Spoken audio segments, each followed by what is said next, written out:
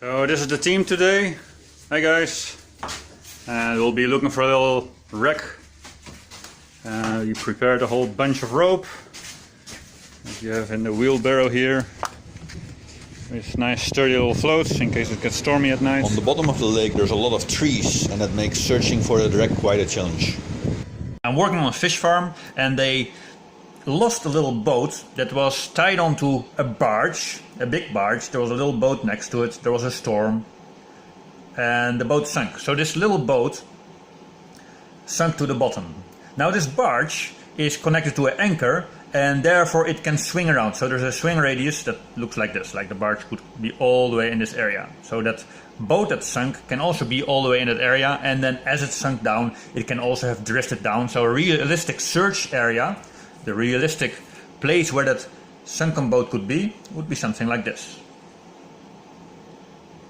So it can be anywhere. It could be here, it could be there.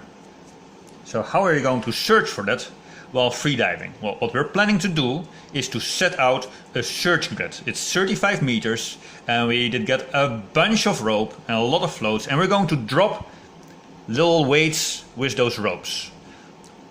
Here and here and here. And we drop them so far apart that wherever that wreck is, you should be able to see it if that float gets dropped there. You can imagine how much rope is involved. But the whole search area, we're going to drop lines. That will be the biggest job.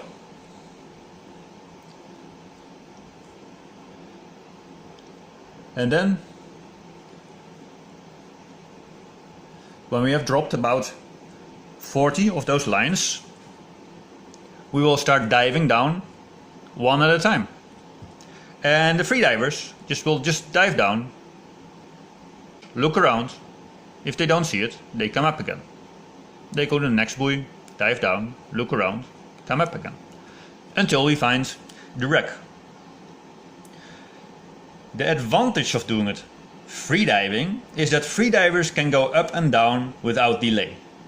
If you do it with scuba divers, of course they can go down, but scuba divers easily get lost when they start swimming around. It's hard for scuba divers to navigate from one mooring line to the next. And the other thing is that every time they go up, they need a 3-minute safety stop. This is Lake Karibe.